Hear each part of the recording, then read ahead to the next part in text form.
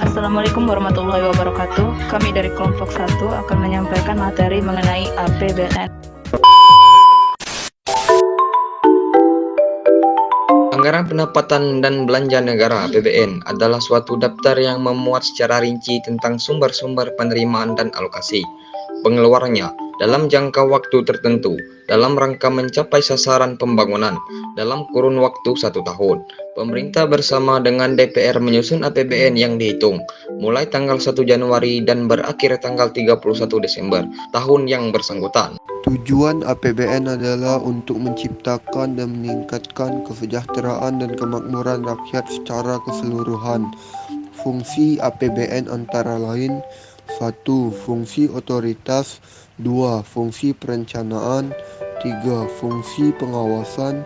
4. Fungsi alokasi. 5. Fungsi distribusi. 6. Fungsi stabilisasi. Sumber-sumber APBN. Penerimaan dalam negeri dibagi menjadi dua, yaitu penerimaan pajak dan bukan pajak. 1. Penerimaan pajak. A. Pajak penghasilan (PPh). B. Pajak pertambahan nilai (PPN). C. Pajak penjualan atas barang mewah (PPN, BM). D. Pajak bumi dan bangunan (PBB). E. Bea perolehan hak atas tanah dan bangunan (PB). F. Cukai. G. Pajak lainnya. H. Pajak perdagangan internasional. 2. Penerimaan bukan pajak (PNBH). A. Penerimaan sumber daya alam (SDA). B.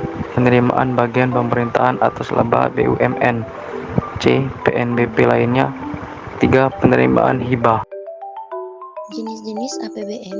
Jenis-jenis pengeluaran negara dibagi menjadi pengeluaran pemerintah pusat dan transfer daerah. 1. Pengeluaran pemerintah pusat menurut organisasi, itu ada fungsi dan jenisnya. Kedua, transfer daerah, yaitu ada dana perimbangan, dana otonomi khusus dan penyesuaian, dana keistimewaan DI Yogyakarta, dan dana transfer lainnya, dan juga dana desa. Pengaruh APBN terhadap perekonomian. Memberi pedoman bagi kegiatan pembangunan ekonomi, APBN dapat digunakan sebagai alat perbaikan ekonomi, dapat mempengaruhi perubahan harga secara keseluruhan, dapat memengaruhi tingkat produktivitas perusahaan.